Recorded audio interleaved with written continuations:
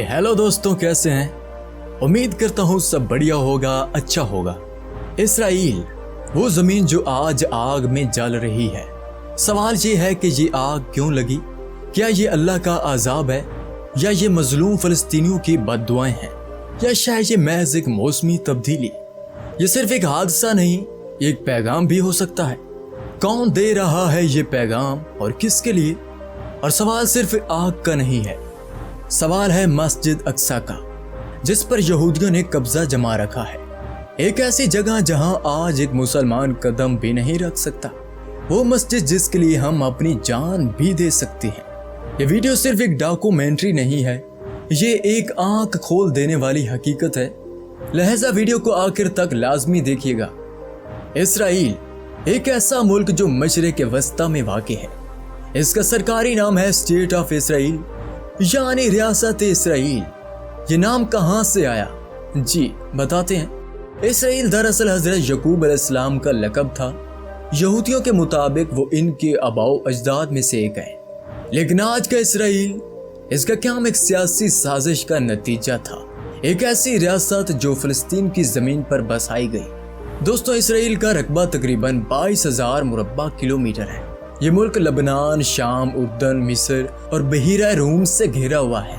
इसके मशरिक में दरिया उर्दन बहता है और मगरिब में बहीरा रूम की खूबसूरत सैली पट्टियां हैं। 1948 में अक़वाम मुत्तहिदा की करारदाद के जरिए फ़लस्तीन की ज़मीन को 2 हिस्सों में तकसीम कर दिया गया। एक हिस्सा इसराइल को दिया गया और दूसरा फ़लस्तीनियों के लिए मखसूस किया गया। लेकिन हुआ ये कि इसराइल ने अपने हिस्से से ज़्यादा ज़मीन पर कब्जा कर लिया। लाखों फ़लस्तीनी बेघर हो गए, पनाह गज़ीन कैंपों में जा बसे। इसके बाद अरब इसराइल जंगें हुई 1948, 1967, 1973 और हर जंग के बाद इसराइल ने मजीद ज़मीन हथियाई और आज तक ये जंग रुक न सकी और फ़लस्तीन का वजूद दुनिया के नक्शे से मिटता जा रहा है। दोस्तों, 2025 के अप्रैल में इसराइल के मुख्तलिफ इलाकों में अचानक शदीद आग भड़क उठी। सबसे ज्यादा मुतासिर इलाका शुमाली इसराइल का करमल रीजन रहा, जहां हजारों एकड़ जंगलात खाकस्तर हो गए। इस आग ने दर्जनों मकानात, गाड़ियां और बुनियादी ढांचे को राख में तब्दील कर दिया। हजारों लोग अपने घरों से निकाले गए, स्कूल बंद हो गए और हवाई अड्डे पर परवाजें मुअत्तल हो गई। लोग सवाल कर रहे हैं, क्या ये आग महज एक कुदरती आफत थी या फिर ये अल्लाह की तरफ से एक तनबीया है उन जालिमों के लिए जो मस्जिद अक्सा को नापाक कर चुके, या शायद ये उन मजलूम फ़लस्तीनी माओं की आय थीं जिन्होंने अपनी गोद उजड़ते देखी। इसराइल हुकूमत ने आग पर काबू पाने के लिए बैनुल-अक़वामी मदद मांगी, मगर नुकसान पहले ही हो चुका था। ये एक सानिया नहीं, एक निशानी भी है घोर तलब। दोस्तों, इसराइल की कुल आबादी तकरीबन 95 लाख है, जिनमें से तकरीबन 74% लोग यहूदी, 21% अरब मुसलमान और बाकी दिगर मज़हब से तल्लक रखते हैं। शहरी आबादी की बात करें तो ये है तकरीबन 96%, जबकि देहाती इलाकों में सिर्फ 6% लोग रहते हैं। और पॉपुलेशन डेंसिटी की बात करें तो आपको 400 लोग 1 किलोमीटर स्क्वायर पर नजर आ जाते हैं। इसराइल की सरकारी जुबान की बात करें तो यह है अबरानी, लेकिन अरबी भी एक तस्लीम शुदा जबान है। और इसराइल की सरकारी करेंसी है इसराइल शिकल, और एक इसराइली शिकल पाकिस्तान के 76 रुपए के बराबर है। इसराइल का सरकारी मजहब कोई भी नहीं, लेकिन अक्सरियत यहूदी है। इसके अलावा दूसरे मजहब के लोग भी रहते हैं, जिनमें मुसलमान, हिंदू, ईसाई और दीगर मजहब के लोग शामिल हैं। दोस्तों, इसराइल का दावा है कि इसका दौर हुकूमत यरूशलेम है, हालांकि आलमी तौर पर ज्यादातर ममालिक तेल अवीव को तस्लीम करते हैं। इसराइल के मशहूर खानों में फालाफिल, ओमस और शाका शुका शामिल हैं। यहाँ के लोग काफी मगरबी अंदाज रखते हैं, फैशनेबल, पढ़ने लिखने वाले और टेक्नोलॉजी में आगे हैं, लेकिन साथ ही साथ सिक्योरिटी के हवाले से बहुत सख्त मिजाज भी। अब बात करते हैं कुछ ऐसे चुका देने वाले हक़ैक़ के बारे में जो आपको शायद पहले मालूम नहीं। दोस्तों, इसराइल दुनिया का वैध मुल्क है, जहाँ हर नौजवान, चाहे लड़का हो या लड़की, फौज में लाजमी जाता है।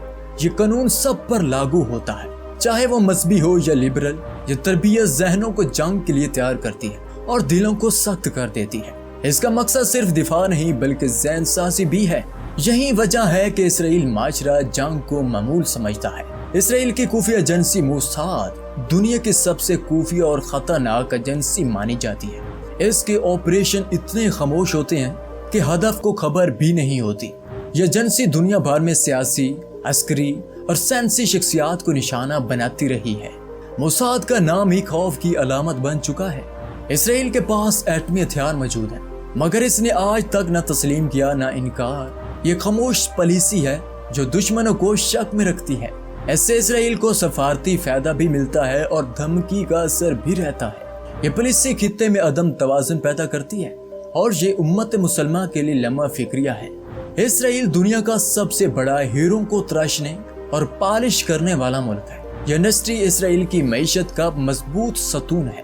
دنیا کے قیمتی ہیروں کی ایک بڑی مقدار اسرائیل میں تیار ہوتی ہے، مگر حیرت کی بات یہ ہے کہ اس میں زیادہ تر ہیرے افریقی ممالک سے آتے ہیں۔ یہ خاموش تجارت ہے جس پر دنیا کم ہی بات کرتی ہے۔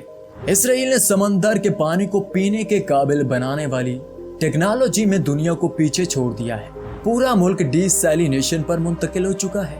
یہ عمل خشک سالی کے دوران بھی پانی کی فراہمی کو یقینی بناتا ہے۔ اس سے زراعت اور انڈسٹری کو مستقل پانی ملتا ہے۔ یہ ایک سائنسی کامیابی ہے، مگر فلسطینی علاقوں میں پانی کی قلت اب بھی جاری ہے۔ اسرائیل میں ہر سال ایک دن مکمل خاموشی کا دن منایا جاتا ہے، جسے یوم ہولوکاسٹ کہا جاتا ہے۔ اس دن پورا ملک رک جاتا ہے، لوگ 2 منٹ کے لیے خاموش کھڑے ہو جاتے ہیں، سڑکیں، بازار، دفاتر سب بند ہو جاتے ہیں، اور یہ دن یہودیوں کی ہولوکاسٹ کی یاد میں منایا جاتا ہے۔ اسرائیلی فضائیہ دنیا کی سب سے طاقتور فورسز میں شامل ہے۔ ان کے پاس ایسے طیارے اور پیلٹس ہیں جو سیکنڈز میں کارروائی کر سکتے ہیں۔ انہوں نے کئی بار دشمنوں کے اڈے خاموشی سے تباہ کیے۔ یہ فورس خفیہ مشن میں مہارت رکھتی ہے۔ اسرائیل کی فضائی طاقت خطے میں برتری کا سبب بنی ہوئی ہے۔ دنیا کی پہلی USB فلیش ڈرائیو اسرائیل میں بنائی گئی۔ یہ ایجاد آج ہر کمپیوٹر، موبائل اور آفس کا لازمی جز بن چکی ہے۔ اس نے ڈیٹا کو محفوظ رکھنے کا طریقہ بدل دیا۔ یہ اسرائیل کی ٹیکنالوجی میں مہارت کی واضح مثال ہے۔ اس ایجاد نے دنیا کو ایک نئی سہولت دی۔ اسرائیل نے سب سے پہلے ڈرون کو جنگی اور تجارتی استعمال میں لایا۔ اب یہ ٹیکنالوجی دنیا کے ہر کونے میں پہنچ چکی ہے۔ اس کے ڈرون کئی آپریشنز میں استعمال ہوئے، خاص طور پر غزہ میں۔ یہ ہوا میں خاموش مگر مہلک ہوتے ہیں۔ یہ ایجاد انسانیت کے لیے فائدہ بھی ہے اور خطرہ بھی۔ اب آپ کو بتاتے ہیں یہاں کے کچھ مشہور مقامات کے بارے میں۔ یروشلم صرف ایک شہر نہیں، 3 مذاہب کا مرکز ہے۔ یہاں مسجد اقصی مسلمانوں کے لیے، دیوار گریہ یہودیوں کے لیے اور چرچ آف ہولی سپلکر عیسائیوں کے لیے مقدس مقام ہے۔ لیکن سب سے افسوسناک بات یہ ہے کہ مسجد اقصی پر یہودی قابض ہے اور مسلمانوں کا داخلہ اکثر بند کر دیا جاتا ہے۔ یہاں کی گلیوں میں تاریخ کی مہک ہے، لیکن ساتھ ہی ساتھ کشیدگی بھی محسوس ہوتی ہے۔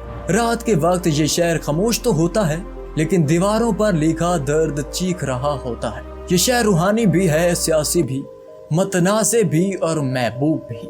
یروشلم وہ شہر ہے جو امن کے نام پر قائم ہوا اور جنگوں میں گھرا رہا۔ ڈیڈ سی، بحر مردار دنیا کی سب سے گہری بند جھیل ہے جو سمندر کی سطح سے 430 میٹر نیچے ہے۔ اس کا پانی نمکین ہونے کی وجہ سے اس میں کوئی جانور یا مچھلی نہیں پائی جاتی، اسی لیے اسے مردہ کہا جاتا ہے۔ یہاں انسان بغیر کسی سہارے کے پانی پر تیر سکتا ہے، جو کہ ایک انوکھا تجربہ ہے۔ یہ جگہ صحت کے لیے مشہور ہے، خاص طور پر معدنی مٹی کی وجہ سے، جو جلدی بیماریوں کے علاج میں مفید ہے۔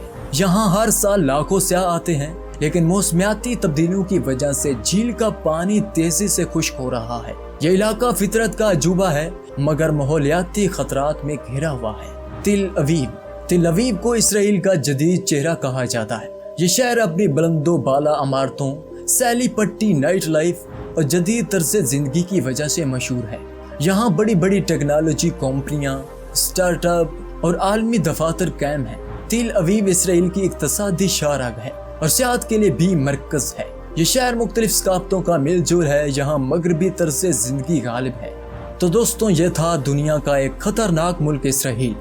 ویڈیو کیسی لگی بتائیے کمنٹس میں، اور ملتے ہیں کسی نئی ویڈیو کے ساتھ۔ تب تک کے لیے اللہ حافظ۔